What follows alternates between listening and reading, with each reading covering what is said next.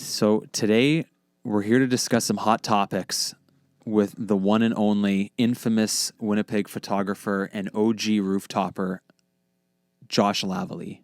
Yep. Welcome. Thanks for coming in today. Thanks for having me here. I like this. The website, your website, yoshigrams.com, Instagram at yoshigrams, Twitter at yoshigrams, Facebook at yoshigrams, as well as there's a secondary Instagram, Yoshi Pixels. Yeah. As well as I think before, I don't think it's on your profile anymore, but I don't know if it was just in a post or not, but used to be like was it a hashtag not a photographer, or was that just something you used to say? Both. I think I did it for a little bit. Okay. Always doing it. Then I kind of just stopped. I don't know. I think it was just trying to make a statement for a minute. Yeah. That's all good. Well, we're going to make some statements today, so Thank you for coming in. Yeah, no worries. Feel free to crack that anytime. Sweet. Going to have some a beverage here. Oh, yeah. Feel free try to keep it PG-13, so. Yeah, if we could keep it PG-13. I think this shouldn't be a problem. Okay. Shouldn't be a problem. Working retail, you kind of got to keep it, Yeah. You never know who's around. So. Where do you work in retail? I used to work retail. Wait, Royal Sports, right? Yeah. Yeah, okay. Just at a skate shop, so. Yeah. You can't be. Although, I mean, a skate shop, it's not like working like where I used to work. You'd like think. selling suits. Yeah. But, I mean, there's kids coming in with their parents. And that's true. They don't want to be part of that. That's true. Mix it up too much. Got to keep it clean. Otherwise, the hockey moms will be mad. It was hard at first, but, I think it was a long time ago, but I think I could still have the filter. Yeah. Well, I mean, if something happens, it's always with the editing process. That's why we're not doing this on YouTube Live or Facebook Live or You should on CJOB or something. That'd be sweet. I've never done a live stream. I know you used to do like was it Twitch? Yeah, Twitch. For editing or something I like that? only did it like 2 or 3 times. I thought it would be a good idea, but I don't know. You have to be consistent, right? I guess. It's hard to... Like anything be consistent? Yeah. It's the same like with Instagram, with shooting photos, with whatever. The only way to really gain traction is to be consistent with it. So what was the Twitch? I wasn't even planning on asking these questions, but let's do it. What was the Twitch all about? Like, how did that start? I think it was just an idea that, like, I was just kind of started playing some, like, video games with my friends and stuff like that, and Twitch is, like, more of a video game platform. Yeah. But I found some people on there, like, doing live coding as well, like, just for school. So it's good to, like, watch them. It's easy to learn when you're watching. So I thought, like, there's YouTube tutorials for editing, but sometimes, like, you have questions mid-tutorial, like, why do they do this or that? Yeah. With Twitch, like, you could actually, like, ask in the stream. They can answer you. Okay. It's more interactive, I guess. So that's cool. So when you were doing it, were people interacting with you, like asking your process or stuff like that? A little bit. Like, there was, like, maybe 10 people at a time in there. I watched, I think, one. Yeah, and a lot of people are just silent. Like, when I watch Twitch, like, I don't say anything. Mm-hmm. But yeah, there's always like 1 or 2 people that would say stuff. But like I said, like I did it twice, 2 or 3 times or something. Okay. So it never really picked up, or I never kind of put that much effort into it. But okay. Firstly, I want to ask: are you now the artist formerly known as Yoshigrams? Because your website says Josh Lavallee, formerly Yoshigrams. Yeah, I didn't know that people actually looked at the website. Okay. Well, I mean, I looked at it for this. I also looked at it in the past. It's not just a one-off for me. Yeah, no, I thought about changing it, and then I was like, I don't know. And I just, like, haven't yet. I still might, like, just change it to my name. Like, yeah, the Instagram to my name. Yeah. But then there's so much other stuff out there that's not with my name on it. Mm-hmm. It's a little bit of, like, a tug of war. I didn't know what to do. Yeah, kind of just, okay, I see where you're coming from. So, I don't know. I still might change it, but I think I would just leave it for now. Yeah, that's fair. See what happens, yeah.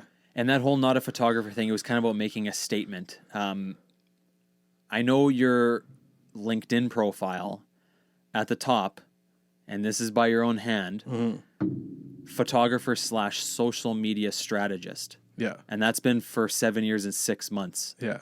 So the whole statement, not a photographer, was that more just because you're annoyed at some things going on? I know you would call yourself not a photographer. Right. But then on this, a resume, you are. Yeah, I think maybe because that's more of like a professional thing. So it's a little bit of, yeah, I'm going kind of 2 ways there. Okay. But yeah, no, I think it was more just because I never really, I think everyone, I guess, is a photographer. Like everyone has a camera. That's true. Yeah. So it's like, where's the line where you're not a photographer. Yeah. Like, cause like if you have a phone, It's almost like you should be differentiating. Are you a professional photographer, right, or just a photographer? Yeah.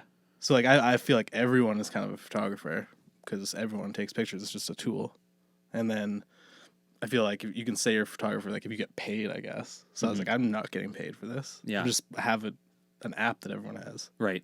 and it's the same tool everyone else has. Have you ever been paid for any gigs? Have you ever done paid work? It's mostly just selling stuff, like prints. Okay. That's like how I've made a couple beer money. Okay. You know?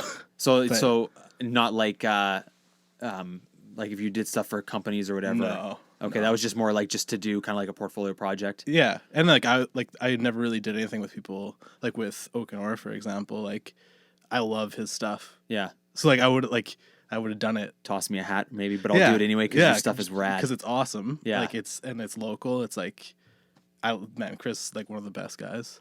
Have you talked? I haven't talked to Chris probably since the hat came out almost 2 years ago. Oh yeah, no, Is he doing okay?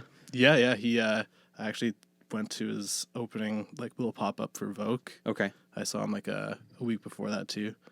Went to his place to drop off some stuff, but yeah, haven't seen him since then. But Okay. as far as I know, he's doing well. Yeah, for anybody listening, Chris Watchhorn started up a brand in 2012 called Oaken. It was like a athletic / lifestyle. It was kind of like athletic Pretty based much. on like almost a camping background. I might be totally butchering this. Yeah. But it was kind of like a life at the lake / athletic style. And then it turned like a little bit more like locally focused, like with all his, doing his collaborations with all the Yeah. local like sports teams and stuff like that. Yeah, and it was a really good collaboration. I mean, this wasn't just some guy out of his garage. Like he had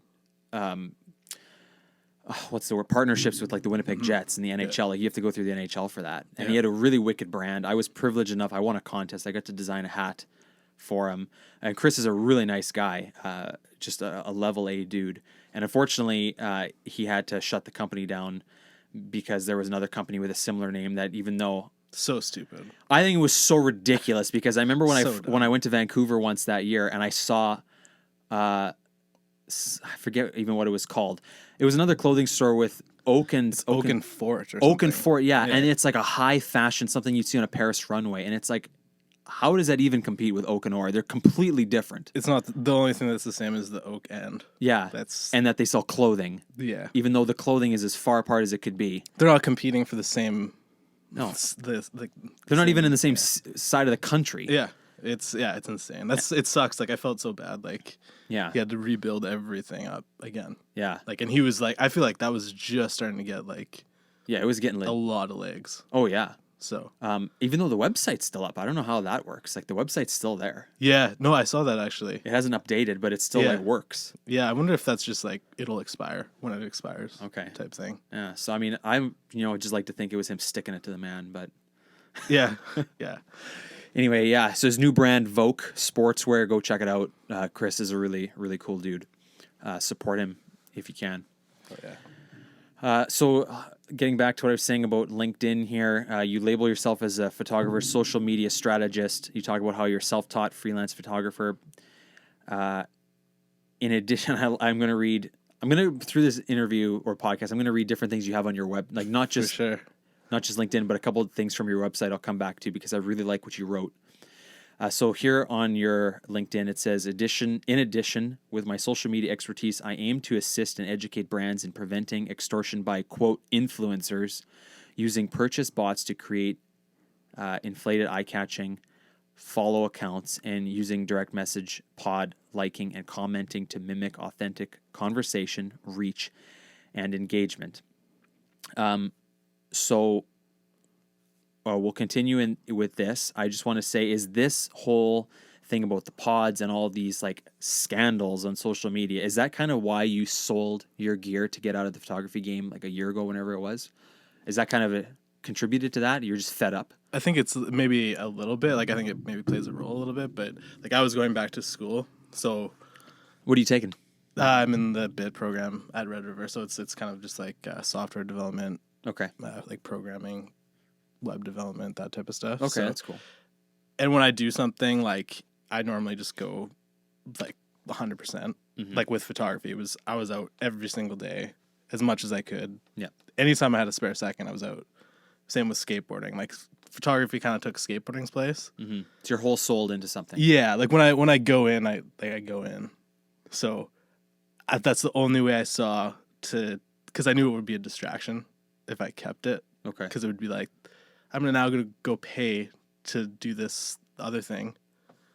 And if I have photography here, like, I don't know how well that's gonna work out. Yeah. Because I'm going to keep on wanting to go and shoot. Yeah. So I feel you. it's more temporary than anything. Because I know, like, once this is done, like, I'll be right back. Okay. But yeah, because I still always want to go do it. It's just, should I be doing that or should I be learning about School. programming languages? Are you, how much for school left? Do you have one, like, is it a 2-year program? You have 1 year left? Yeah, pretty much like a year and a bit left. Okay. Yeah. That's cool. So your first gear, and I'm taking this off your website. Your first gear was a T2i, and then you upgraded to the Sony A7 II. Mm-hmm. And that's the one that you sold. And right. like your lenses and all that stuff. But then you got the Pixel phone, and that's when the Yoshi Pixel started. So it's kind of like a stopgap to kind of keep the... Yeah, and I kind of wanted to show that, like, it's just like a camera's just a tool. Like, it doesn't really... What you have doesn't really have... I mean, of course, it has an effect on photos, like what you can do in terms of posts and stuff like that. But in terms of, like, how you see... You can show how you see with a phone, with a on film. It doesn't matter. Yeah, you know, some of like the most iconic photos ever. Those dudes that took those 50, 60 years ago. Mm-hmm. Imagine you put like an iPhone 3 in their hands. It'd probably blow their minds. Yeah, that's a perfect segue because of you say in one of your blog posts. First off, and I'm quoting Josh here. First of all, I completely agree with the answer. It's not the camera, but I effing hate it.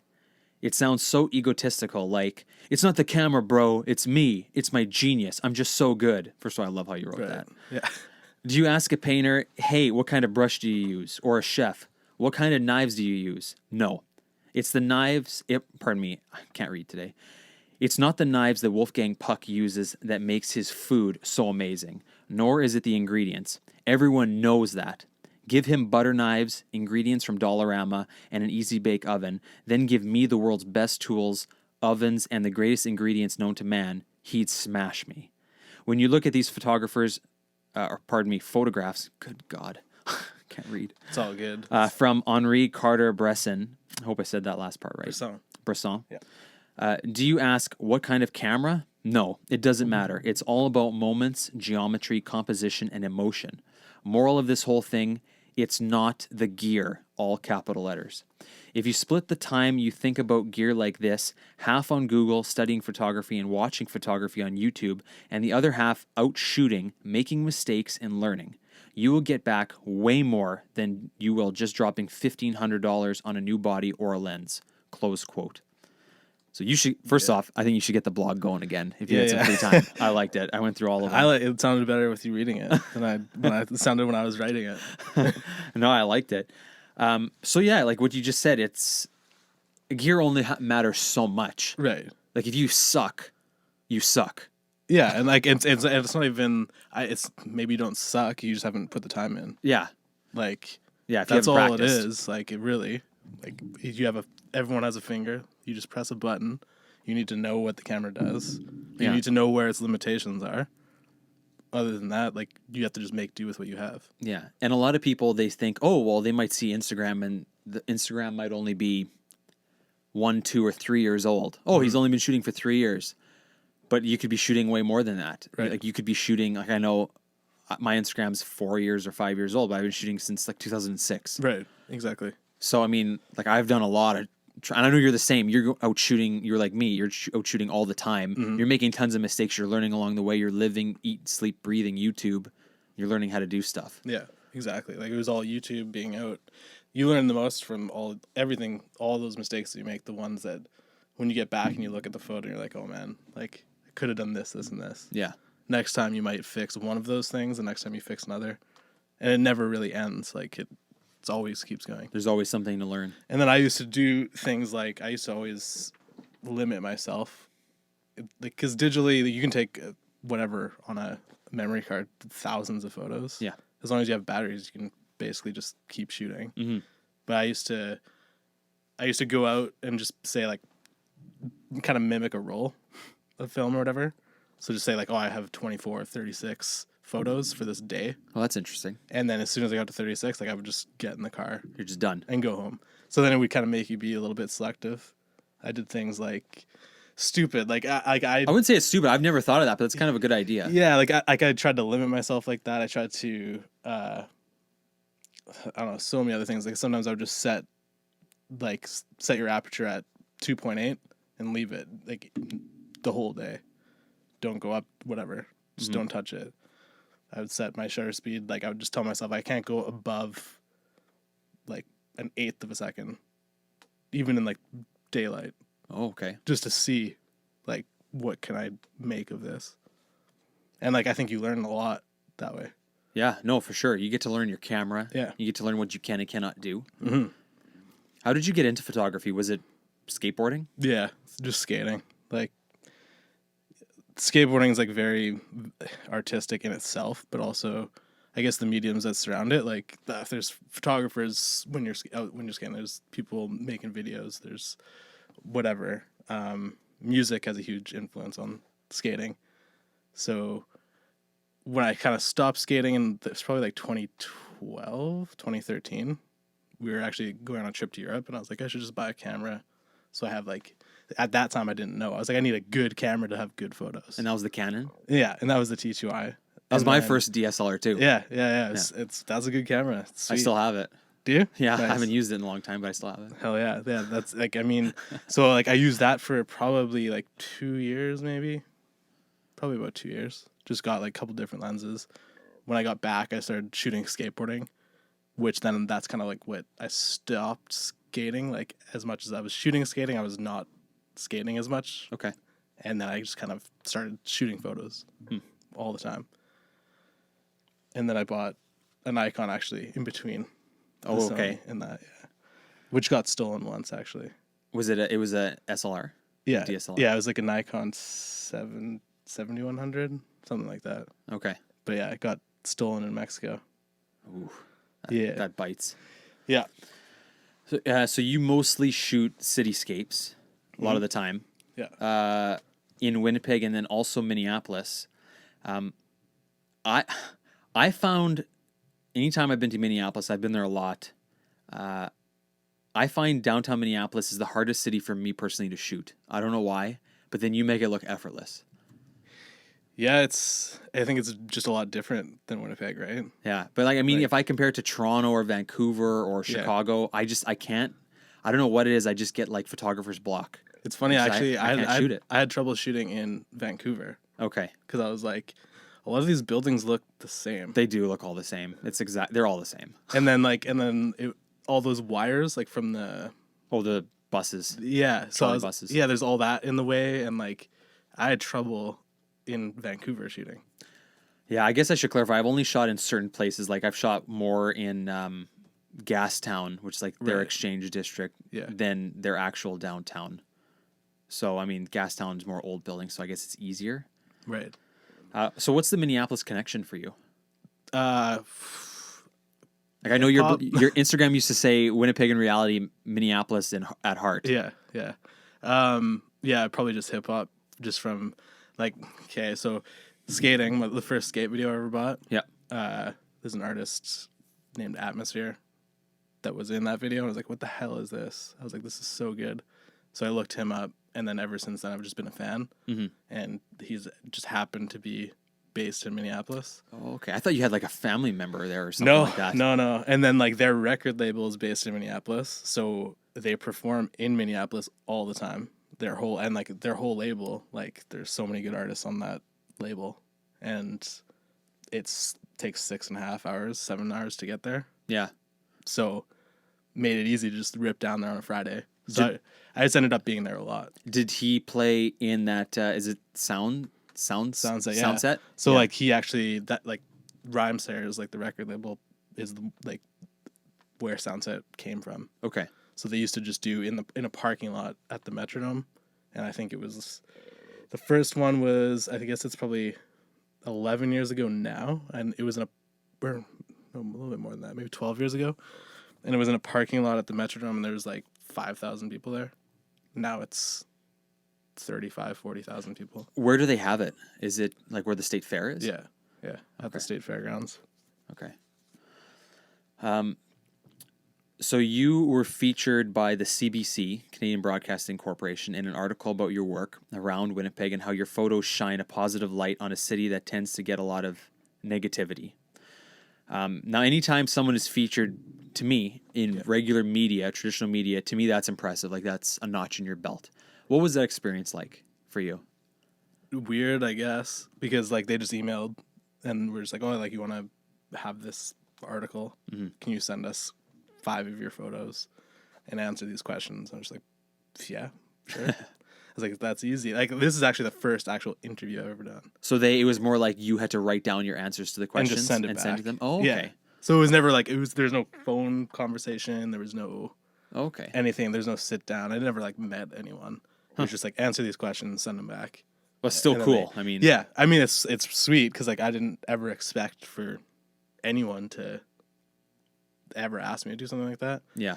So, yeah, and then this is like really the first live sit-down interview I've ever done. Well, I'm glad you came. Thanks for coming. Yeah, because it's hard for me to sit down and just talk for whatever, an hour. You're doing great. You're doing great so far. One of the questions CBC asked was, what do you think makes a memorable photograph? And your answer was, when you can alter perception. If a photograph can change a person's opinion on a place, a person, or a thing, I think that's impactful. And a big reason as to why art is so important. Close quote. So as far as I know, you hated Winnipeg and wanted to leave more than anything. Yeah, for a while. Why? There's like the snow. Yeah, the winter stink. I couldn't skate in the winter. There were like skateboarding in Winnipeg is a lot harder than a lot of places because there's cracks everywhere. There's just not as many spots. Again, you can't do it every day of the year. And then, so even if you have half the year, and then half of that it's raining, you have whatever, a handful of days that you can go skate. Right. Or it's too hot. It's hot. Like 40 degrees. There's just so much to it, which I think there's a ton of really good skaters in Winnipeg. And I think it's partly for that reason. It's because like they're hungrier when the time comes. Yeah. Well, that's kind of almost like, I don't know his name, but there was some snowboarder that you think like I don't know, I didn't think we were going to talk about this, but he was some big time snowboarder that came from like the Birds Hill area, and he Jake grew. Cusick? Could be. He like grew up at Spring Hill, Yeah. and now he's like on the Olympic team or something, Yeah, just like balling out of control. Yeah. And it's like a snowboarder from Winnipeg, the prairies. Like, Yeah, what? it's crazy. This is probably the same idea. Mark McMorris is from Regina, right? Oh yeah. Like, it's crazy. So, and it's just like you figure out things to make it work. Like, I know I've seen videos of that dude just in the summer on his trampoline with his snowboard. You know what I mean? And just figuring out ways to be on a snowboard even though it's plus 25 out. And somehow to make moves. Yeah. And like we used to just skate parkades all the time, which is like we would just sneak down into parkades. When the car would go under, we would slide underneath. And just use the ramps sort of things? Or? Well, we just skate just because it was dry. Oh, okay. It wasn't cold. So... so this is wintertime. In the winter, yeah. That's a good idea. So we'd just skate parkades until security would kick us out or whatever. That's pretty good. So when you wanted to leave, where would you have gone? Where would you want to go? Was it Minneapolis? Yeah, probably Minneapolis. So if it wasn't for that pesky 49th parallel, the border, you would have been gone. Which is funny because like they do definitely have like way better skate spots than us, but like weather-wise, like they basically get their winter a week or two later than us. Yeah. And their springs a week or two sooner. But other than that, like, it's the same thing. Yeah. I know in the old days, like when I used to go down there a lot for personal reasons, like 10 plus years ago, they had no mosquitoes. But now for the last 3-4 years, Winnipeg has had 0 mosquitoes. It's crazy. Like, I don't think this year I've maybe seen one or two. I've seen one. Felt one. Yeah. Which is like, go Winnipeg. Whatever you're doing, keep it up. Keep that larviciding going. So then, according to yourself, you change your own perception of Winnipeg. Yeah. Is that what you try and do for others through photography now? Yeah, exactly. That's like was the main goal. I was like, oh, I'm here. Like it doesn't make sense to be unhappy just to be unhappy. Yeah. So it's just kind of like, how can I change my view on this? Like, how can I see Winnipeg a different way? And like, I knew that other people love it. Like, I was like, how is this possible? Like, this place sucks. Yeah. If somebody loves it, there's a secret. There's got to be a secret to it. Yeah, I was like, why do you like it? And why do you just want to stay here forever? Like, I don't get why, like, where you're coming from at all. So I was like, I need to like figure this out. So then that's basically what the goal was for being out shooting all the time. Yeah. Trying to be places where I normally wouldn't be at sunset, you know? Like, don't be at a random skate spot in St. James. Be downtown in an alley or whatever. Yeah. Be And just somewhere kinda- where you can try and catch some light. Yeah, just try to be in different places where I maybe wouldn't be ever. And through doing that for 2 years in a row, basically. Yeah. Winnipeg's an interesting city. Like, people who live here have lived there their whole life. We love to rag on it. And then even some people who move away, a lot of them end up coming back because there's just something about this place. It's almost like it's that typical Midwestern, because I know some Midwestern cities are like that. Twin Cities are kind of like that. Yeah. People say St. Louis is like that. There's something just about the Midwest where you hate it, you leave, but then you just can't help coming back later on. I mean, it's like everyone always, I think grass is greener every time. Yeah. Kind of no matter where you are. Oh, for sure. But it is what it is. So if and when you do, like buy a new camera or whatever, what do you want to shoot?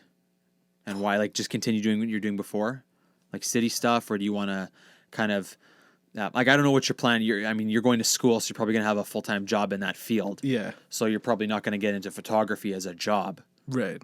So any idea of what you might want to do or take it? Or just whatever happens, happens? If I could shoot anything, it would just be music. Festivals? Yeah, festivals, shows. Like, if I could just shoot hip-hop shows everywhere, I would do that. What about right Folk away. Fest? Like, have you ever talked to Folk Fest? I know it's not really hip-hop, but... Yeah, it would be sweet. But yeah, like it's funny. I've actually tried to get, which is another thing that I appreciate Minneapolis so much. And it's not the city, right? It's rhymesayers and like organizers. Yeah. Like I messaged them like on a whim to shoot that festival. Like they're not going to get back to me. Like there's no way. Like I have like. Did you just DM them? I DM'd them first and then I think I sent an email. And then I was just like, yeah, like I'm from Winnipeg. Like I've been to this festival for like 5 years straight, 6 years straight, whatever. Like, I have like, I don't even know how many people on Instagram that time. I was like, I have this many people. Maybe I can like put it up so like people that might not know about Sunset might hear about it. I was like not expecting anything. Yeah, so you're not asking for pay. You're just like, I want to shoot it. Yeah, I just want to shoot it. Give me a press pass. Exactly. And yeah, they were just like, gave it to me. And That's then, awesome. Then the next like 3 years after that, they would contact me to just continue to go back and shoot it. That's cool. And I'm like, of course, like for sure. I don't have to like deal with. First of all, I get to see all my favorite artists. Yeah, so you're getting them for free. Yeah, I get to do what I like to do. I get to go to the front of these crowds. Yeah, like this best seat in the house. This is perfect, and I get to give you guys some exposure for something that I enjoy. So that's where that picture was taken from. Yeah, right. I'm actually moving in a couple weeks. I'm leaving Winnipeg. I'm one of those people. Grass is always greener. Anyway, I'm moving because of work. Josh I had no idea he was going to do this. He brought me a couple photos as a going away gift. Super appreciative. One of them is from Minneapolis. And do you just want to tell us who that is? And that It's ASAP Rocky. He actually just got arrested in Sweden like 2 days ago. Okay. So this is like down low shooting up at him like on the edge of the stage. Just like something you'd see on the cover of Rolling Stone. Josh is just picking it up here. And he's like in mid-lyric, just microphone pointed to the sky, holding his necklace, just giving her. And he's wearing a Canadian tuxedo. So us Canadians, we appreciate that. So that's pretty cool. So was this the first time you got to shoot there, or was this... That was the first one. That's cool. Did you ever... Did anything come of the images you shot of these other than Instagram? Like they've used them like in their like on Facebook and stuff like that. Yeah. Facebook and like their kind of social media press kind of stuff. Okay. But like nothing like I think maybe there's a couple artists like some of the rhymesayers people have like reposted the stuff, but that's it really. Okay. But yeah. That's cool. And some of the other pictures, he brought me a couple pictures. Some of the other ones, they're one-off, so none of you have them. Yeah. So too bad for you.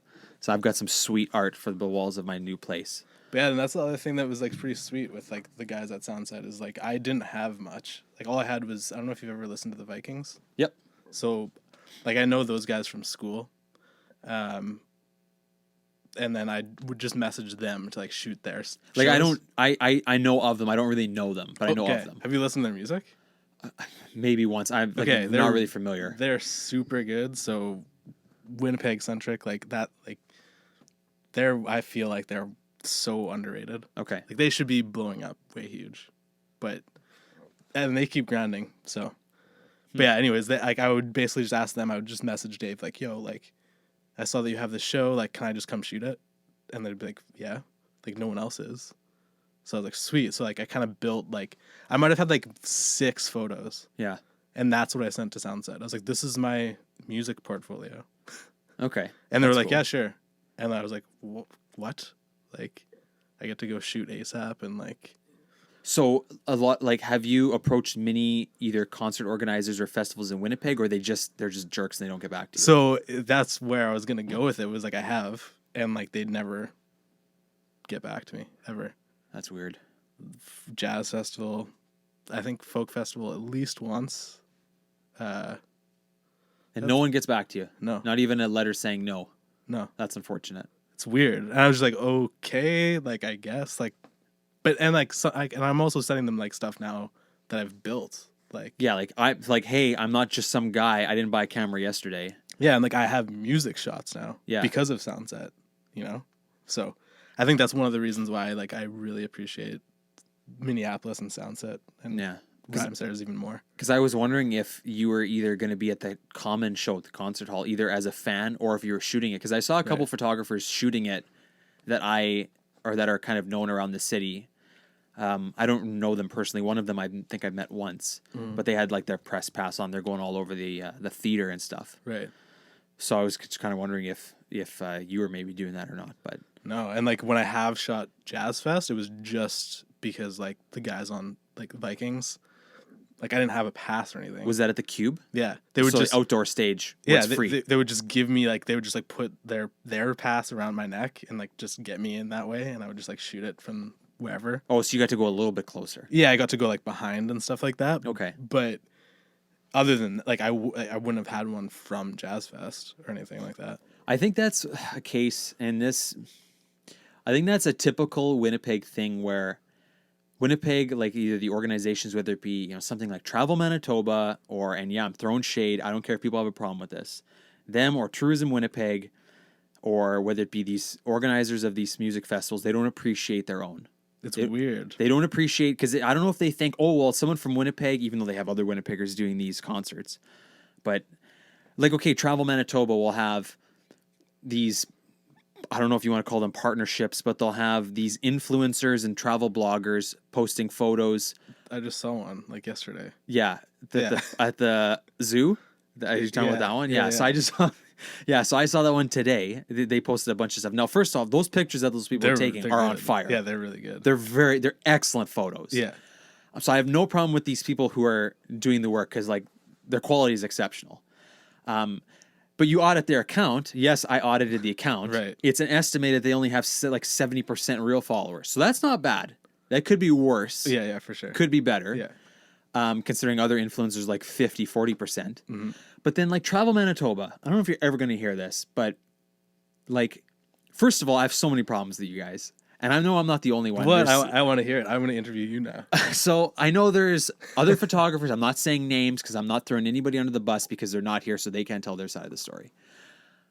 But I know Travel Manitoba. First of all, my beef is I remember going to Toronto. I don't think I've ever mentioned this on the podcast, but I've said this to other people. I remember going to Toronto a couple of years ago and talking with people, and none of them have ever been to Manitoba. And they're like, so what's Winnipeg like? Like, barf, Winnipeg. It's cold. And I said, well, first of all, Winnipeg is one of the places in the whole country for festivals in the summer. Right. Like, first of all, there's Folklorama. And I think this year, 2019, is the 50th year. So I think this was 4 years ago, so 46 years. And I said, did you guys know that it's the longest of its kind in the world? and it has like 50 pavilions. I didn't know that. Yeah, and these people were blown away. And I said, yeah, how would you know that? Because stupid Travel Manitoba doesn't advertise Folklorama in Toronto. Yeah. They advertise in like California and in Winnipeg. Like I see ads for Travel Manitoba and the Museum of Human Rights here. Right. Maybe in a Calgary airport. I don't see them anywhere else. Why don't they ever advertise in Minneapolis? Why don't they advertise in Toronto? How come no one in Toronto has even heard of Folklorama? It's weird. Like you'd think like, especially the places that are a drive. Like, you know what I mean? Yeah. Like they should do it like Grand Forks, Fargo, I Minneapolis. think right? they do in North Dakota a bit. Because I remember it was a year or two ago, there was this big hullabaloo in the news about how Travel Manitoba had this big budget and they were releasing ads.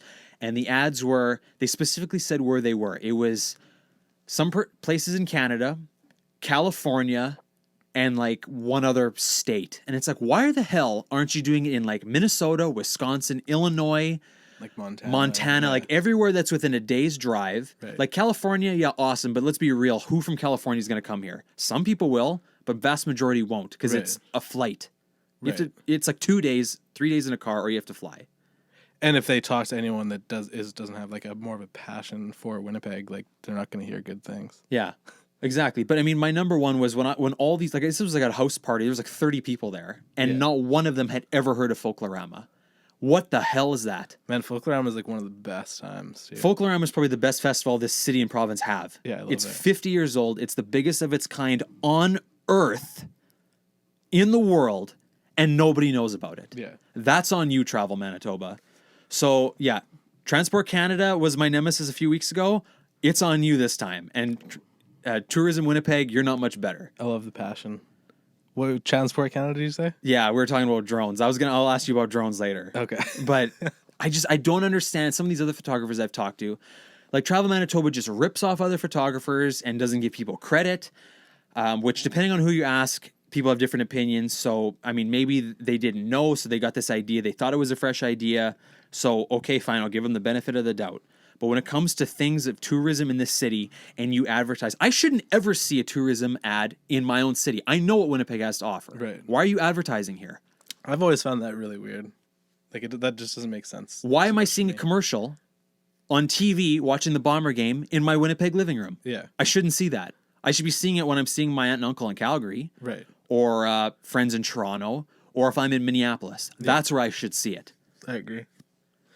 It's weird. Like I don't know enough to like what the reasoning for that is. Like I have no idea. Like I don't know. Like they're spending the money because they're advertising in certain states, but not the logical ones. Yeah, it's odd. Like it's odd to definitely, do it locally, especially like as heavy as they do. Yeah, and the other thing. Quit beating the same horse. We all know about the polar bears. We all know about Churchill. This province has more than beluga whales and polar bears. Yeah. Like, how about you focus on the railroad history? I've never seen the Prairie Dog Central focused on, ever. And it predates all of those exhibits. Did the Prairie Dog Central used to like go through St. James? Yeah, like I remember when I was a kid in the 90s. Right by Polo Park, right? Yeah, I just actually found I got all these tapes beside me that I've been going through for my parents, these old not Super 8, but like tapes from the 90s. And one of them is when I was 6 years old from St. James Station, which is a transformer now beside Linens and things or whatever. Yeah.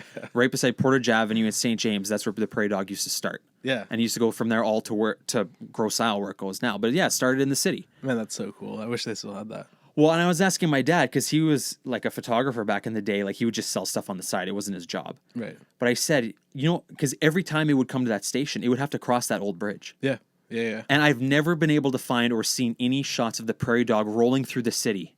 And that's like my goal. That is that's my dream, to see a steam engine rolling through the city. And the only time I ever had the chance was a couple years ago when they were going through to the Fort Garry Hotel for its 100th anniversary. It was rolling through, but I didn't know it until the moment I heard it just over here by Walmart. I heard its whistle. So it was too late because it wasn't publicized. Classic Winnipeg. Nobody knows what's going on.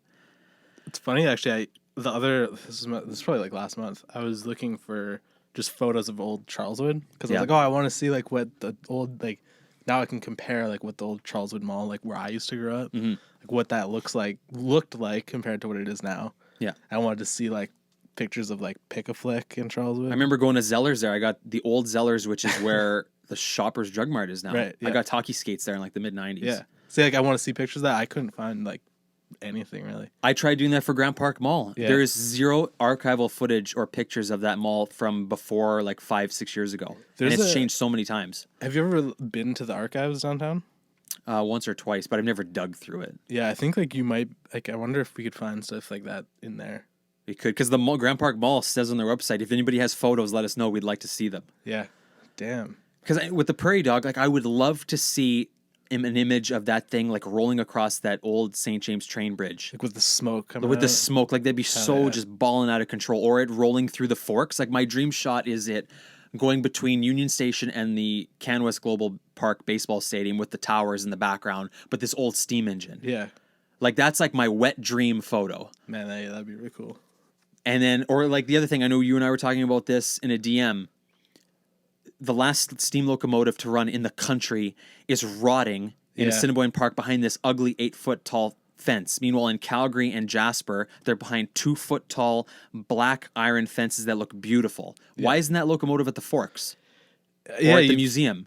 you want to like put that stuff on display, and then people take photos in front of it. Yeah. Put it out, and then like you know what I mean. If they're tourists, and like Yeah. you get it out just like organically that way. Yeah, you know like, what I mean. I know they moved it there in the 60s on a flatbed truck and then put some temporary rails down. They dumped it there and then they put a fence up because, and I know that because my grandpa worked for CN. He rode behind that. Yeah, I was gonna say you know a lot about Like, yeah, railroad stuff. yeah. My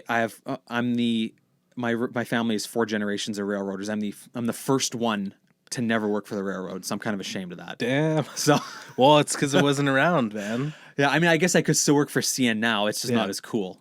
But Yeah. so they put it there, and then they put up this fence because it's in the middle of the burbs, so people are gonna vandalize it. So yeah, I guess that's why you put up a fence. But put it in the Forks. Like, can we move it there, please? I don't feel like. Let's put it in the museum that's at the Forks, I the don't train feel like- museum that's there. Yeah, and I don't think that that's really the area that's getting vandalized too much. Oh, yeah, exactly. Like, it's Like- not even. I mean, it's. Trust me when I say this. It is not easy to get through that fence and enjoy that locomotive with your own hands. Yeah. It is not difficult. Lots of people have done it. I have done it. There you go. That's well, out I there. mean, it's like anything. Yeah, Like, I mean, and it is amazing. And so it's never been graffitied. yeah. And you could do it. And anybody could do it Yeah. easily. If they'd be better off to take the fence down and just put big spotlights on it, Yeah. light it up. One like the one in Calgary. There's ones in downtown Calgary, and there was one in downtown Jasper. The fence is literally 2 feet tall. I could step over it. No one graffitis it. Mm-hmm. Like, no one's going to tag something like that. Very few people would. No, So, I mean, Travel Manitoba, I'm sorry, I'm rambling, but you know, it's my podcast. I don't care. I love it. Like, focus on the railroad history. Focus on something other than belugas and polar bears. Those things are great. It's amazing what they're doing with those, and that we're like the world hub of that stuff. But there's so much more. Focus on Folklorama. Focus on the prairie dog. We're not just one-dimensional here. Yeah, and I completely agree. And it's weird that like back to the like music photography. I don't know how many. Like I've sent at least 3 emails to the Garrick when Atmosphere came here to perform. I was like, do I have a better chance of like getting in touch with the Rhymesayers and asking them to shoot a show? Like maybe because I have a little bit of a connection with like Soundset, I guess. And sure enough, like I sent like 3 emails to the Garrick, like nothing. On a whim, like the night before the show, I sent, I don't even know what it was. It was like info@Rhymesayers or something like that, saying that I wanted to shoot the show. Got an email back like maybe 45 an hour later, like, yeah, your pass is at the door, like your photo pass is at the door, like slap it on, like That's awesome. you're good to go. I was like, what the hell? Like the Park Theater, multiple emails, couldn't get to them, have no connection with an artist actually out of like Vancouver, named Sonreal. Okay. Couldn't shoot at all. Couldn't get any response from the park. Shoot Sonreal and like a Facebook message. I was like, "There's no way." Yeah. Like, what are the chances? It was 20 minutes later. Like I haven't even like shut down Facebook, and he's like, "Yeah, I'll make it happen. Like, what's your name?" So, boys and girls, the moral of the story, and I've learned this myself, always ask. You never know who's going to say yes. Yeah, and like men, like yeah, just email messages, Facebook messages, whatever. And I've gotten into 2 places in this city I never thought in a million years I would get into, and I got permission to shoot. Yeah. Like, real shoots there. and they're my favorite photos probably ever. What's that? Well, one was I got in the Millennium Center, and that started like a little partnership with Heritage Winnipeg. Millennium Center, that's that one like right old, across from the Exchange, right? Yeah, so it's right across from the Palomino Club. It's right. an old Canadian Imperial Bank of Commerce. So they use the main banking hall for weddings now, but the rest of the building is abandoned. It would take like 10 or 15 million to renovate it, minimum. And they want to eventually renovate it and make so all the upper old office floors are again good for offices. But I mean, they're a nonprofit. They have no money. It'll probably never happen, even though they want it to. But that place is so amazing. That's the building with the pillars, right? Yeah. Up front, man, that's a beautiful building. That building is unbelievable. So sick. And the other one was it's my favorite shoot I've ever done. Like, and I don't do a lot of couples shoots or family shoots, but I did one on the platform at Union Station. Nice. And I got the couple to dress up. And then I fluked out. There was actually the Churchill train was parked there. So I had all the stainless steel Bud cars from the 50s. So that was was a bonus I didn't even think would be there. Nice. I just wanted the empty terminal because in Toronto, since they use the station for the GO train, you can just walk up to the platform and just take photos. But here it's locked down like the airport. You can only go up there when Via is there and if you bought a ticket. Right. So I had to go jump through all these hoops and contact Via Rail and like a contract back and forth and liability. And I only had an hour with the security guard and he would be walking around checking. So we had to do it in an hour or less. Security guard just photobombing the entire time. Yeah, he actually went downstairs for most of it and was just like, oh, I'll just come back and check once in a while. But I mean, it was worth the work in the emails. And I couldn't believe they said yes. And the third time I actually sent an email to, I'm trying to get access to a certain spot, a government building in the city. I'm not going to say what it is, but I haven't heard back from it. I think this is the time where I'm not going to hear back. Well, 2 for 3 isn't bad. Yes, but I thought I just got to ask because I mean the other times I always got told yes, and I never thought I would have been told yes. Yeah. So especially if you can dangle the carrot a little bit, you know what I mean? Oh, can I get into this to do this? And for if the photos are I'll give you the photos. It's not for profit. You can use them for whatever you want to use them for. Obviously, you want to get paid for them. Well, these ones I did. I never got paid for any of these. At both buildings, they're free. Right, and but if you just kind of say yo, take these after I'm done. They're all yours. I'll send them to you. Yeah, you can use them if you need them for promo material. It's all good, and then you can build a pretty good portfolio just doing that. Yeah, of places that people can't get to. That's what I did with the Millennium Center in Heritage Winnipeg. I was like, yo, I just want to shoot the building. It's my favorite building in the city. You guys can have the photos. Yeah, and you can have them for use for whatever forever. Yeah. And so I have them on my website, and I say if anybody wants to use them, they can. They're not for profit, but you have to get permission. You have to give credit, but you can use them. You don't have to pay. Yeah, exactly. And then the photo shoot was just my friends, and so I gave them the photos. And it turns out I didn't even realize this. They never had a real wedding and wedding photos, so they're these are our wedding photos to us. Nice. 3 or 4 years after they got married. And there's gonna be how many people that have the same wedding photos? Yeah. Ever. And no one has these photos. Yeah. So I really like that. The moral of the story is always ask. The worst is going to say no. Yeah. So hopefully, these government people get back to me. I haven't heard from them yet. I'm not holding my breath at this point, but that'd be pretty. I really hope that they do. Since we're talking about Winnipeg, if you could change one major thing about Winnipeg, what would it be? An LRT? Taller buildings? This doesn't have to be photo related. Question. I've actually never even thought about that. Josh and I have had a lot of DM conversations about the schmozzle that is the bus rapid transit or BRT in the city and how it's in classic Winnipeg style. Everything is smaller than it should be, and why aren't we just doing LRT and stuff like that?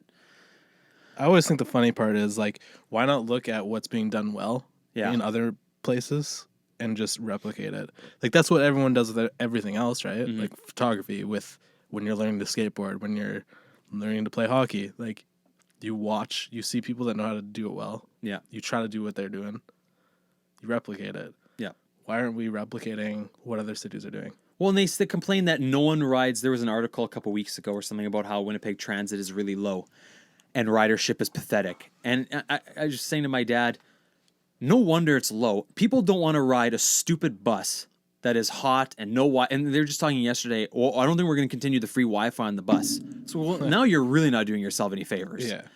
It's like people ride the transit in Vancouver and Calgary because it's a train. Trains are sexy. Trains carry a lot of people. Yeah, have you ever seen that GIF of like the like a light rail changing to a bus, changing to a car? Was it animated or was it? It was just like I don't know if I've ever seen that. yeah, it was just showing like the amount of people that fit into like it's kind of like a square footage or whatever. Okay. Like you can get 50 people into a light rail, which is the length of 2 buses. Well, it's more than that. It's got to be more than that. Right, which is you can get only 20 into that, which is and then into a car that usually only has 1 person in it. Yeah. So for this amount of space that a light rail takes up for 5 cars, like you're eliminating 5 cars that only transport 5 people, but you're transporting like whatever 100 or however many. Yeah. Well, and the other thing too is I think a lot of people, both whether it be again the Travel Manitoba people, or people who come up with ideas here or design or whatever, or people that complain about it, like the Portage and Main fiasco. Most of those people are people that never travel anywhere else, so their eyes and minds are closed. It's weird. So, have you ever traveled to Montreal? I haven't been to Montreal. So, I've been to Montreal twice. I went the first time I went was for Formula One. Nice. Formula One has 110,000 people. Is that in the streets? It's no, so it's on a man-made island that they built for Expo. Okay. So it's on like their river. So their river is like, I think it's wider than the Mississippi. It's like those rivers, St. Lawrence Seaway or river. It's really wide. So they built these 2 islands with dirt from when they built the subway. Right. So they built the subway and put the dirt in the river to make these islands for Expo. So the track is on one of these islands. So it's 110,000 people. There's no parking lot there. You either walk, ride your bike, or you take the subway. Yeah. I've never seen such a massive humanity in my entire life as when the race is over, because people take all morning to get there. Mm-hmm. But then when the race is over, 110,000 people are leaving at the same time. Right. You're in line for only 15 minutes before you're on the train. The train is just pumping people. Every 5 minutes, a new train is rolling in the station, and it's taking a couple thousand people at a time. Right. It's incredible. It's insane. So when they opened the new stadium here, and they're talking about the lines and the buses, and well, a bus only holds 40 people. Mm-hmm. A train like in Calgary, the LRT holds 400. Right. Like yeah, what's the math? How do you not understand this? I always find it's weird too. Like we have like so much like hydroelectric power. Yeah. Once you build them, like they run for free for you, other than maintenance, right? Like way less. Like electric vehicles have no maintenance, almost none. It's so weird. Like why not just? I just find it weird how they're gonna. I know that they always say like they're building the infrastructure, making it a BRT. Yeah. Before they make it like an LRT. We all know that they're never going to change it to rail. But it's just like, why do it twice though? Yeah. Like just spend the extra money now instead of spending the same amount 20 years from now, which is what it'll cost to convert it. Exactly. Like it's so odd. Like I just don't get that. But like it was the same thing. Like when we were in London, we were there actually like 2012, which is when I bought my first camera. Okay. And that's Olympics. Yeah. And we were there for the Olympics. Like, and you're there at the same time? Same time. Yeah. Oh man. So think London and then how much, like, yeah. Yeah. So we were staying like in Brixton, which is like outside of London a little bit. Like it's like a suburb, I guess. I don't so this really know. dwarfs my Montreal experience. So forget what I said about Montreal. So like when we would walk down into like the underground, mm-hmm. like honestly, it felt like every single time we walked down, there was a tube pulling up and its doors opening. Like I didn't even have to like break stride to like get into it. Like I mean, like I think we probably waited 45 seconds maybe at like tops for one of those things. Like crazy. Yeah. Well, and you're saying about the Hydron. I've talked with other people on Instagram about this too. Like my thing is, one of the cheapest things you can do for a city that improves a city is lighting. Public lighting, like on buildings. I'm so happy that they changed all of those like yellow orange lights like in the streets. Oh yeah.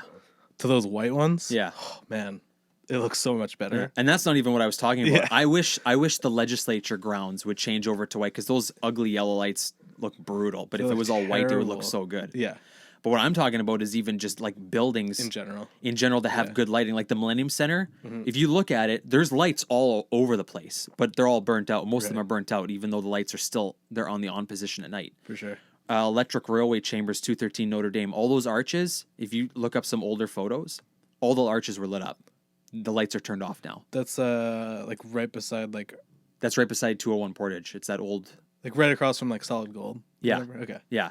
So that one, I've only been to that place once, but yeah. So that one, like the arches used to be all lit up and it looked incredible. Yeah. The Paris building, same thing. All the arches have lights in man, it. we have such cool buildings. Yeah. Like, why not? And like lights aren't expensive. No. So, and the thing was, my uncle used to have the electrical contract for the Railway Chambers building. And I think it was, he told me because they did an estimate of what it would change to cost over. And it was substantial. I can't remember what it is off the top of my head, but it wasn't like astronomical. Mm-hmm. And like just go, and that was just on their own. That's not going to Hydro and getting a grant. Like, because they wanted to change it over to LEDs, but bunch of the sockets would have to be repaired because the bulbs are broken in there and the sockets are broken. But like, we're talking under $1 million. I'm pretty sure it was under $1 million. Yeah. Like, so it's not insane. And that would do so much for lighting downtown. Or the crosswalks from between Portage Place and the Bay and Portage Place and whatever the building is on the east side. Those crosswalks, if you look at them, those used to be all lit up. Right. Like they used to have the same, like all those lights across all the way around, kind of like what a theater marquee was. Mm-hmm. And now they're not. They're not even on. Like it's just turned off because they've never been replaced. And if you look at them, most of them are broken. Like, and that's city owned. Like, hello, City Winnipeg, let's go in there and just put some new bulbs in. Like those haven't been changed since the mall opened in '88. Doesn't take much to make downtown look good. I'm so happy they're selling that place. Yeah, and gonna put like $300 million into it. This private company. Thank God. So my fiance, I hate saying that word. It's so corny. But I told her like this must have been like two years ago, something maybe 3 years ago. We were going to like a Jets game, and we had to walk through there. I was like, man, there's no one in here. Like this place is getting sold like in the next 5 years. Yeah. And I told her that True North was gonna buy it, knock it down, and that's where the like new arena would go. Okay. Because like they could probably make a 18,000 seat arena. They'll never move. They'll never move from that MTS Center. Hey, they should. I don't think they ever will. I don't think maybe now because they put in all those renos, and it's actually like pretty nice now. But if they were gonna like, that would have made sense to like knock it down. They would have been across the street. I don't think it's wide enough. No? Between the mall, I don't think it's wide enough for an arena. If you count that back alley, between the back alley and Portage Avenue, I don't think it's deep enough. Because of those like apartments that are there? Yeah. Damn. But they'll never move from the MTS Center just based on their economics. Yeah. Like, I think even if the team was around 50 years from now, I think they'll just do what MSG does and they'll just continually upgrading the arena. That's fine. Whatever. But... well, PG-13. That's okay. They should definitely try to find a way to get some more seats. But I think what they should have, or maybe they will do this, and I kind of I said this to some people a long time ago, the whole thing should be apartments except for a little bit of the main floor. Mm-hmm. Like all those offices and stuff that all shall be housing. Yeah. Just get rid of the mall, get rid of the second level part of the mall. All of it should be housing. Yeah. They could probably put up like a couple different, like if they knocked it down, they could put up 2 or 3 buildings. But you could even probably just retrofit it somehow. Yeah. But yeah, like lighting is so easy. It's so cheap. They're always saying about cheap hydro. Like just lighting alone makes a city look so much better, so much more world class. Like the Richardson building was the first one to put lightings on the exterior of the building. It looks amazing. Then when artists redid the Royal Bank Tower, they got all those LEDs out there. It looks ballin'. Yeah. All the new buildings now have LED lights. Looks great. How hard is it to put lights up? Yeah. Yeah, it should be. It's so easy. It's such an easy fix, even just in like the meantime. Yeah. Or what about, I mean, like the stadium has massive arches. In Europe and South Africa, they have zip lines from the arches. Why can't you put a zip line from the top of the arch down? Mm-hmm. Like something like that. Hell yeah, man. Like there's a lot of weird stuff that they don't do just because. It's like, why is there no marina at the U of M so people can take their boat to the stadium? There isn't even a dock there. I never even thought about that, but actually one of the dudes on 1290. Yeah. I don't know if you listen. I do. I'm a religious listener. Yeah? Yeah. Sick. I like Hustler. Yeah. He takes the boat to Goldeyes games like all the time. Yeah. Yeah. Like this isn't a secret. A lot of the Bomber fans live in like North Kildonan and in the north part of the city where there's like river access. Why is there no even just a dock? It doesn't have to be a fancy marina. Why is there no way you can take your boat? I remember, I think the first year some people chartered the River Rouge. I don't know where the River Rouge stopped. I think they had to stop somewhere farther away from the stadium because it's just a grassy riverbank at the U of M there. Like, man, how hard is it to build some docks? I never even thought about just utilizing the river way better would be. You don't have to sick. pay to take the bus if you own a boat. Yeah. Just tie up to the dock. There's no parking problems. That would be so cool. Yeah, if they just like made little whatever docks all up the whole river. Put some docks in. That'd be cool. They were even talking. Did you ever know they were talking about building a tram from St. Vital across the river, like a gondola? No. They were talking about that when the thing was being built too, and then they never did that either. That'd be sick. There's so many things that it would just be like cool. And those aren't even expensive. Like, how hard is it to put in a chairlift? Those aren't that expensive. Yeah. Like, oh man. All right, so all these listeners, probably most of the listeners, turned this off already because they care about photography, not about Winnipeg, but Nah, it's whatever. Creative ideas. Oh, actually, when you mentioned Hustler, remind me, have you ever, people aren't going to understand this, but part of Folklorama is they have the Ukrainian pavilion, the pierogi eating contest. I've been to all of them. Yeah. Have you ever shot it? No. I'm there just for the pure entertainment. Okay. I've always wanted to go, but I've never been able to go. It is out of control. Yeah. It is ridiculous. Yeah. So if you're into festivals, Folklorama, go to the Ukrainian pavilion. It's usually on a Thursday night. Mm-hmm. Pierogi eating contest. So, funny story. Again, nothing to do with photography. Okay.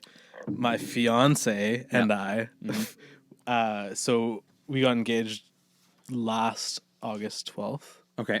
The pro eating contest. We came back and went to it. Okay. And like they shouted us out, like us on stage.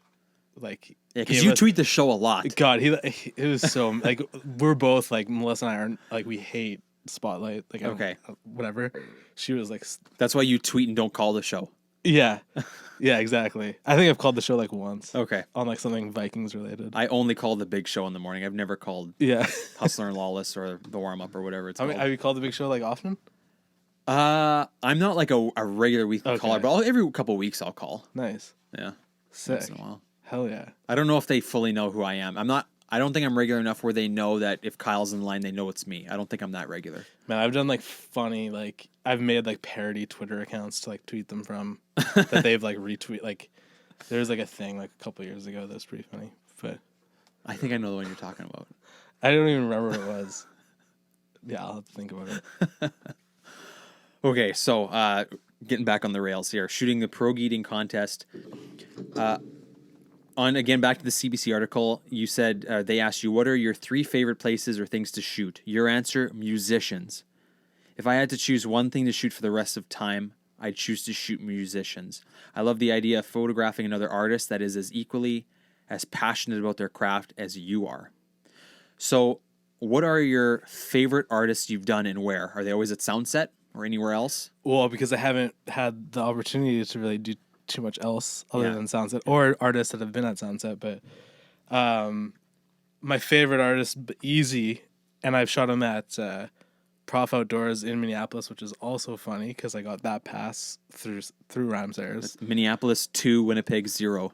Yeah, the scoreboard is probably like 7-0, but Prof like I messaged like his guys. He's another Rhymesayers Minneapolis artist. He does a thing in September usually called Prof Outdoors. Yep. So I've shot that a couple times, but he is by far my favorite artist to shoot. Okay. And it's not even really close. What's your favorite act you've ever watched?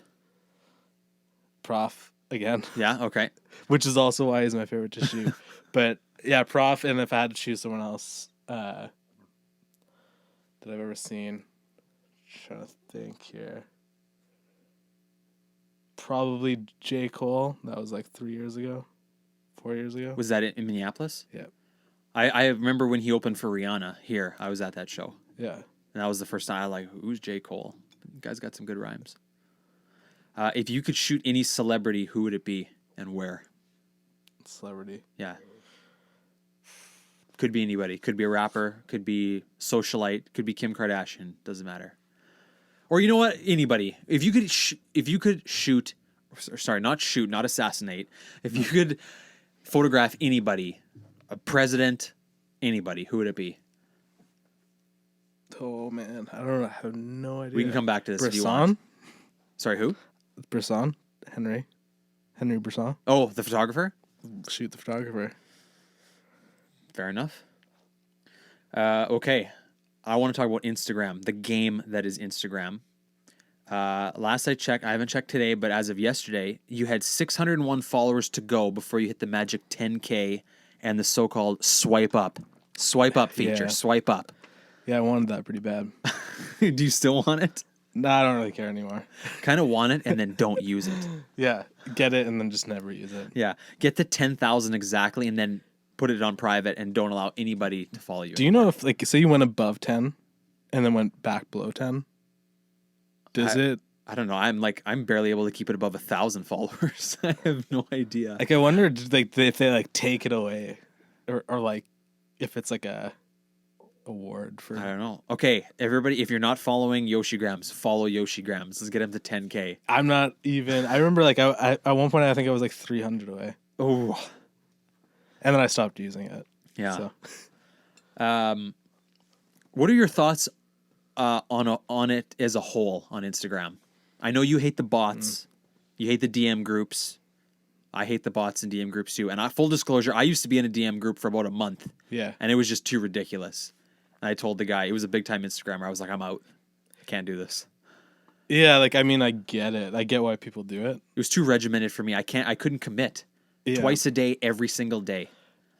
Yeah, it's also like, can you imagine like you and your buddies, like 6 of your buddies, go to the bar. Yeah. And you're like, dude, I'm gonna walk in late. And then when I walk in, like all you guys like just tell me like how good I look. And they're all like, okay. Mm-hmm. And then you show up and they all tell you like, That's the thing. You told them to tell you to look good and then they tell you that? Is like, do you actually feel that good? Yeah. So the group that I was in, this was like December 2016, January 2017. I think it was over the Christmas New Year's break. And I was only in it for about a month. And it had to be twice a day. You didn't have to post every day. And you only had to comment and like if you're posting, but you could also comment and like if you weren't posting. But if you posted that day, you for sure had to comment and like. And I think you got 2 or 3 strikes and you're out. Yeah. It was so regimented. And the pressure, I was like, first of all, like my job at the time, like I was always really busy. Like it was, I think the times was like 12 noon and like 8 p.m. or something like that. Yeah. And I appreciated what they were doing. Like it was trying to break the algorithm, because at the time the algorithm I think was new, and it was people trying to get ahead. So like I understood why people were doing it, but it's like what you said. It's like you're doing it because you have to. And it's also, but like, so imagine like Oaken, right? So say they actually like hired you and gave you money or product or whatever to put it out on Instagram because you got interaction, right? Exactly. And then you go into this DM group and say like, hey, I posted this photo, and it's an Oaken photo. And then you go, and so at the end of the day, you have 20 comments on that photo, and it's all 20 people from your DM group saying like, oh, like I can't wait to buy one. Yeah, I never thought of that. I never thought of the comments of what they would be. None of those 20 people are buying anything. Yeah. Yeah, so that's straight up fraud. So you've just swindled like some product or some money from this brand. Yeah. Like, yeah, you're lying. And that's what happens all day on Instagram. It's crazy. Your blog post from October 18th, 2017 talks about tricking audience and brands. Wouldn't you rather do the hard work and do it for the right reasons? It might pay off, it might not. And then you say, and now I'm reading verbatim, the other thing is that it may never turn into anything at all. But if that is what stops you, do you really love it as much as you think? Mm-hmm. And you go on to say, think about it like professional athletes or musicians. You put in a ton of work because you love it, no other reason. You may not end up in the show or selling out arenas in the end, but at least you weren't the dude telling everyone to pump your tires and lie to you. Personally, I came to that realization with photography a while back. This will likely never become a full-time thing for me or even a part-time thing, and will probably just remain a hobby for me forever, but I'm completely cool with that. I'll never stop, though, because I love it, and I certainly won't stop because other people are willing to scheme, trick, or fake to get ahead. I'm going to try keep I thought I could get through this paragraph without Am I just botching making? it. Maybe I'm making spelling mistakes. No, in it's there, though. me. I'm going to keep trying. I'm just an idiot. I'm going to keep trying to learn, improve, meet new people, have fun, and create the best work I can. And I can be happy with that because I know I'm not trying to trick you and tell you otherwise. Yeah. Well said. I mean, that sounds good to me. I mean, yeah. I mean, you said it all there in the printed word. I mean, what else is there to say? But it's kind of like what we just talked about. Is like I can't do that. You know, praise me because I tell you to, and because we're in this DM group, even though you don't really feel that way. Mm-hmm. I'd rather post and have two people be super into it, and one of them buy like a small little $2 print or something. Yeah.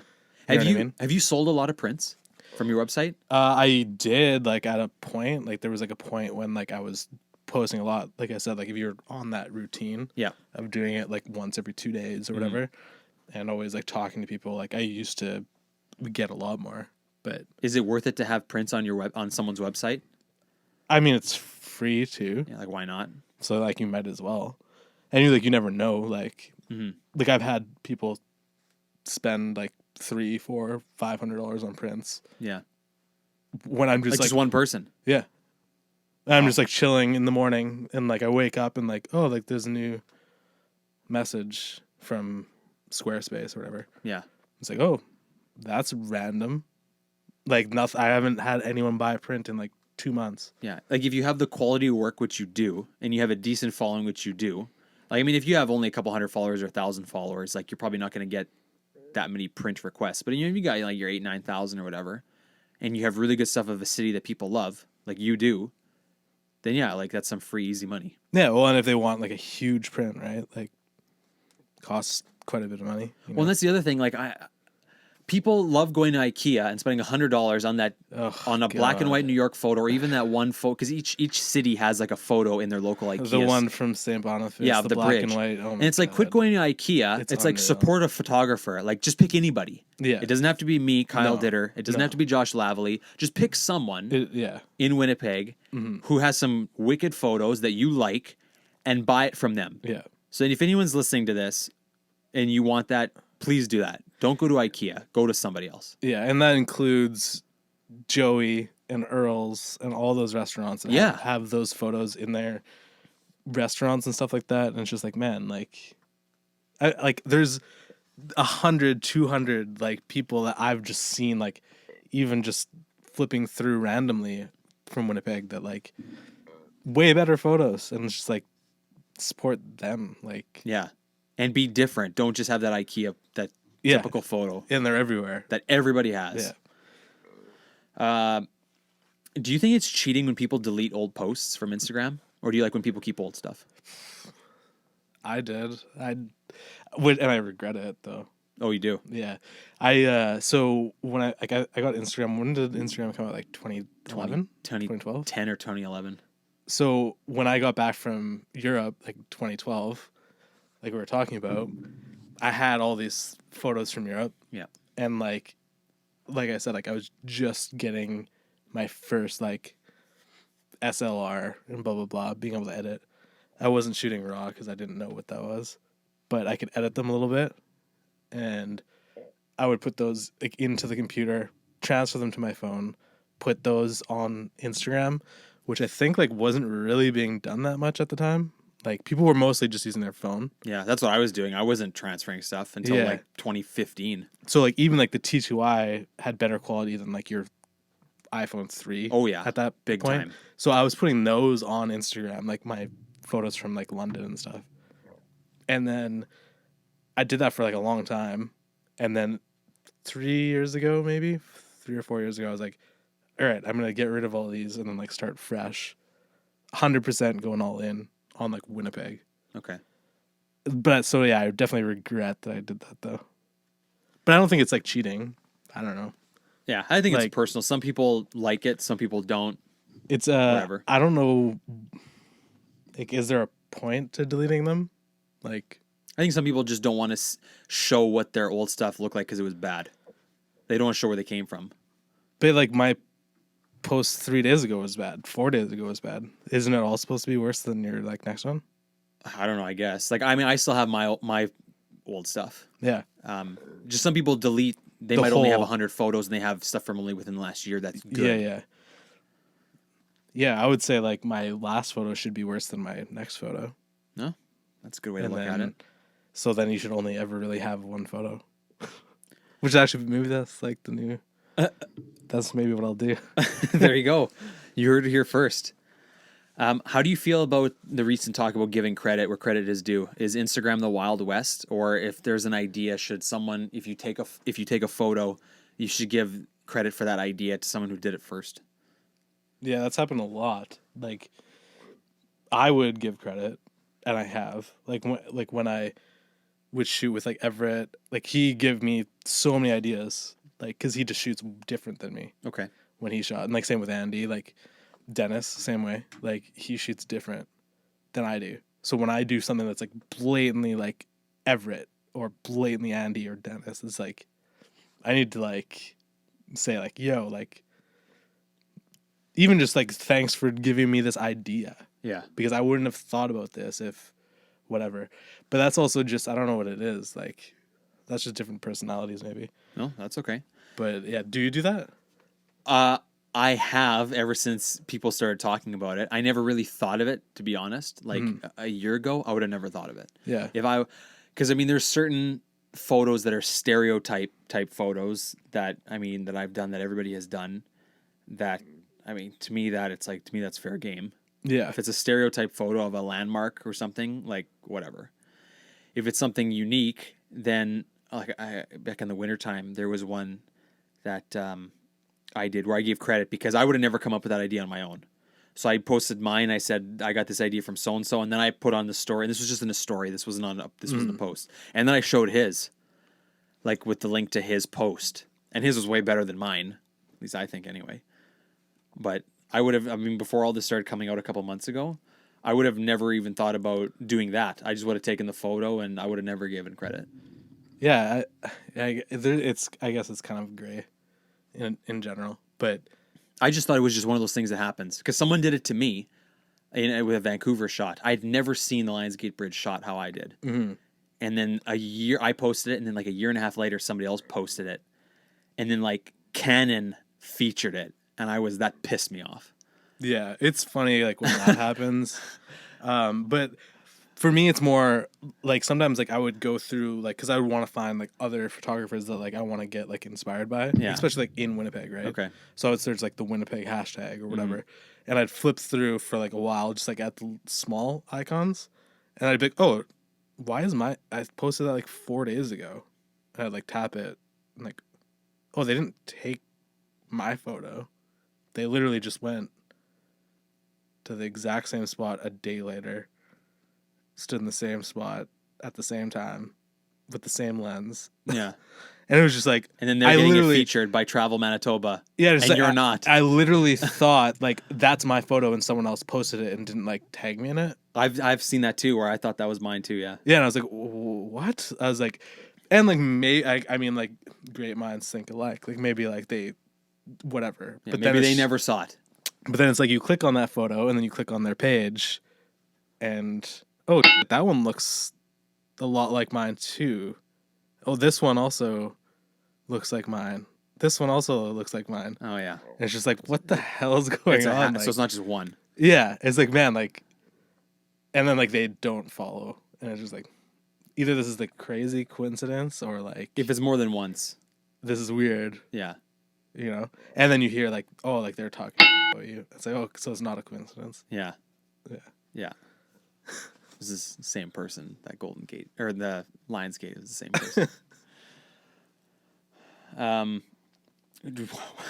do you feel about drones? I love them. They're so cool. Yeah.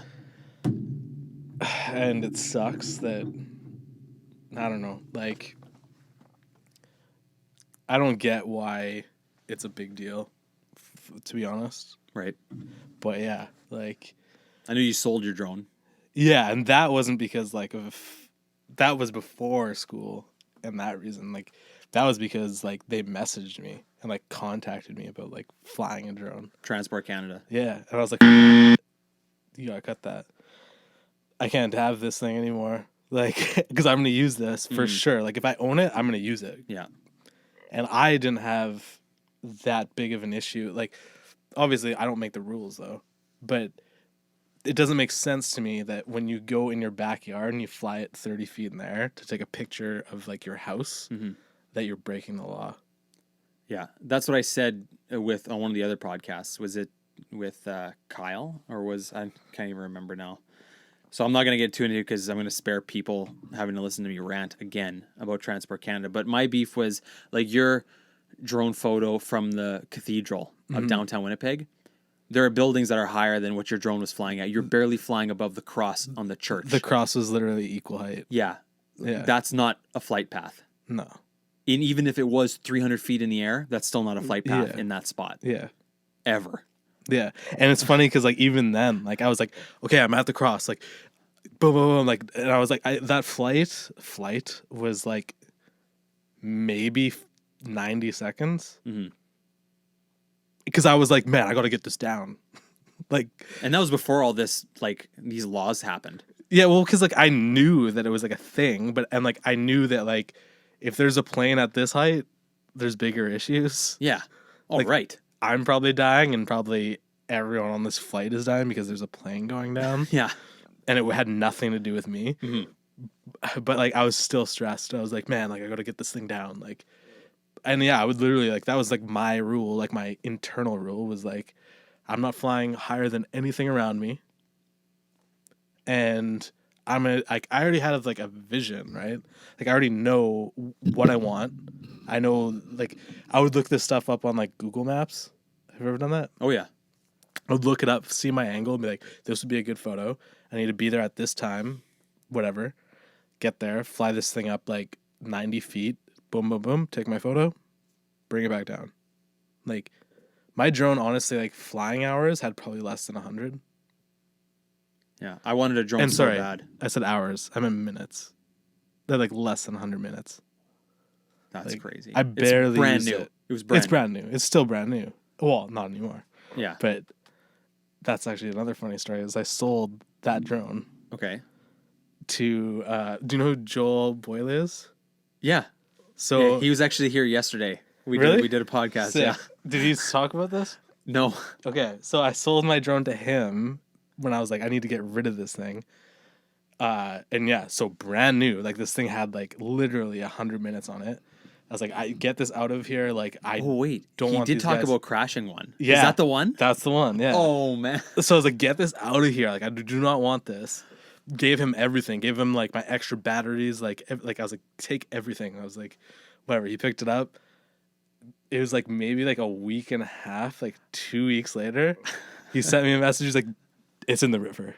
Oh. I was like, what? Yeah, he didn't give specifics. Okay, well, yeah, then I won't. But yeah, anyways, he I guess he brought it down. Oh. But anyways, that was the drone. And like, I saw some of the stuff that he was doing with it. And I was like, it looked so good. And I was like, man, he's going to do such, like, with the wedding photography. Yeah. And like, he's going to do like the coolest wedding shots with this. Like, I cannot wait to see it. And then, yeah. I wanted a drone so bad. So bad. I wanted the Mavic. It's the Mavic Air is the smaller one. That's like a year old. Yeah. That's the one I wanted. See, the one we had like the Mavic Pro. Yeah. And like, it went for a swim, I guess. But yeah, I wanted one so bad, but I never had the $1,000 to blow on a drone. See, and like for me though, it was like, that's an easy way to get different perspective. Me too. I never had the money, but I had all these ideas that I was dying to do. Yeah. But I never had the money, and then all these laws came, and I was like, well, that's never going to happen now. See, and like what sucks is like you're a lot taller than me, but even if I hold my like hand above my head, like I might be able to get to like 7 feet tops, like with a camera, right? Okay. With a drone, even if I go up to 15 feet, how many 15 foot like people do you know? None. So that's a completely different perspective, even if it's just down the street, right? So like even just down like Grant. Yeah. Like how many people have seen Grant from 15 feet up? Well, you did that one, I think, was it Wellington Crescent or something? I was looking on your website. Yeah. Or was it Flickr or something? Yeah. And like that's a perspective that like very little people have seen, other than the people that maybe put up like the stoplights, Right. you know? Yeah. So like even that's different. 30 feet's different. 25 feet, like that's different. That's why I got it. But then it was just like, I do not want to pay whatever their fines are. So we're almost at the closing questions. Okay. So I'll finish this. Okay. So I didn't want to cut you off. I just wasn't sure if you wanted to do that or not. Well, yeah, I'll chill after. Okay. For whatever, a couple minutes. Okay. Yeah, I mean, I totally feel you about the drones. Like it's unfortunate. It's too bad. I mean, I guess you could have kept it if you wanted to go to a different country, like on a trip or something. Yeah. Yeah, it was just, and also could have kept it and just taken those shots and kept them. Yeah. I know, but then it's kind of, yeah, you'd get away with it because no one would know. No. But then it's kind of like, I love them so much, I can't share them. Right. And the thing is, like, no one sees me anyway. Like, in a crowd, like, there's maybe, like Dennis would know who I am. Like, if there was, like, a photo walk tomorrow and every photographer in Winnipeg, like, went to it, Dennis would know who I am. April would know who I am. Joel would know. And, like, Corey from Kojo Photo. He's a wedding photographer. Yep. And, like, you. That's it. Yeah, the ghost. Like, no one knows. Like, I don't go out. Like, I shoot photos by myself. Yeah. Oh, and Everett and Andy, but they don't shoot photos. They don't count. Okay. Yeah, you and I are kind of similar that way. Like, I don't do photo walks. I'm kind of a loner when it comes to photos. I've only really ever shot with Kyle, Dennis, and Kevin. The key to photo walks is to shoot everything that, if you see a group of people shooting one thing, you just turn literally the exact opposite way. Yeah. And shoot a photo of that. I'm kind of a loner when it comes to shooting. I'd rather be by myself or with one other person. I don't like being with groups. Yeah. I shoot with myself and music on, and like that's it. Yeah. Pretty much. Do you have any do you still do any roofs? Shooting from roofs? Yeah, Dennis and I went like a week ago. Or I guess I don't know how much you could do with only a phone. I mean, because you only have the phone camera, right? Or do you No, have I have a Sony again. Oh. What'd you buy? I'll show you. It's pretty sweet. It's like a little tiny thing. Because I was actually, one of my questions was, but I kind of skipped it because we were talking. I was going to say, so when or if you buy new stuff, and here the whole time you had something with you. Thing. Okay. This little guy. It's a little, almost like a point and shoot. Yeah, RX 100 Mark III. It's not full frame, obviously, but. So it's pretty much either just like a cell phone or this little thing. Whatever. No, but I mean like that. It's pretty much. I'd say that's probably the same as a cell phone. Maybe a little bit better. Yeah, pretty much. Is that like a micro sensor? Yeah, it's like crop, whatever. Okay. What made you go with that? Just to have like something other than my phone, to see so I can edit it, I guess, a little bit more. Okay. And also like it's funny because like this, I feel like can be more creative with than what I had before, because all I had was like the A7 II with the 35. Okay. This is like basically a 24-70. Did you only have the one lens, 35, or? In my mind, yeah. That's all that stayed on my camera. Like I might have put on, I had a 14 millimeter like Japanese lens, but I never used it. I mean, those Sonys are something else. Like I love how the autofocus on those A7s, how like it can pick your eye out and stuff like that. That's really cool. Okay, so closing question time. So these are a couple. I don't know if you've listened to any of these podcasts or not. If you don't, I totally don't fault you. It's funny actually. So I was gonna prepare by listening to the other ones, and then nothing really to prepare for. But yeah, I was like, what kind of questions are these gonna be? And then like I was like, I would listen to like a little bit of Kyle's, and then a tiny bit of Dennis's, and I was like, I gotta like go and like come here. It's all good. So. It's better that you didn't. So these are just a couple random questions. Like they're easy. They're not one or two has to do with photography, but they usually aren't photography stuff. Sweet. Strangest or most exotic place you've lost or damaged gear? Cozumel, Mexico. I had it stolen. The camera stolen. Okay. Pie or cake? Cake, but only ice cream cake. Oh, okay. DQs. Just anything. Ice cream cake. Any ice cream cake's cool, but I don't really eat sweets that much. Okay. Coke or Pepsi? Pepsi. Mario Kart or Diddy Kong Racing? F-Zero for Super Nintendo, but Oh, Mario Kart. okay. I don't think anyone's chosen Diddy Kong yet. Movies or TV? That's a good question. TV, I think. Yeah, TV. Okay. Fallon or Kimmel? Fallon. No question. What about Leno or Letterman? Leno. Oh, okay. If you could... Well, I already asked you this question about any celebrity. Who would it be? So we'll skip that. I changed my answer Okay. for that. I think celebrity who I would choose, I would choose going street skating with Brian Herman and shooting Brian Herman's skateboard all day. That'd be my answer. That's cool. Last question. If you could only have access to one media format for the rest of your life, would it be music, movies, or TV? Music. Yeah. Same here. Yeah. Me as well. I mean, you can do so much with music. Yeah, you're not attached to anything. Yeah, you don't have to be watching it. Yeah, you can run, bike, go shoot photos, Anything. whatever. Rooftop and shoot photos. Yes, sir. With Josh Lavallee. There we Yoshi go. Grams. Was that longer than everyone else's? That is the longest one. I feel like it was. My bad. That's mine. That is me rambling about Travel Manitoba. And if anyone at Travel Manitoba is listening to this, feel free to hit me up because I've actually been meaning to send you guys a letter about an idea. I shot a commercial for myself for the heck of it 2 years ago. I've never shown it to anybody, but it's a commercial about Winnipeg and it's short. It's like 30 seconds to a minute. You should see it and you should use that idea. Can I see it? I don't even have it ready yet, actually. Shit. But you know what? You'll be the first person I'll show it to. Hell yeah. It's not. I haven't finished it yet. Okay. How pathetic is that? I started it in 2017, and I still haven't totally finished it because it's just a passion project. It's whatever. It's marinating. Yeah, There you go. but it's yeah. Travel Manitoba. Hit me up with anytime you need ideas. Hit Josh or me up because clearly your ideas ain't working. Hell yeah. Josh, thanks for coming in today, and thank you for the photos, the going away gift. I appreciate Yeah, no it. worries. I'll have to talk to you about when you're leaving and stuff like that. Yeah, we'll get into that in a minute. Thank you all for listening today. If you enjoyed listening, please give us a thumbs up and a follow and a subscribe and a rate and all that fun stuff. Unless you're like me and you just can't be bothered, then that's okay too.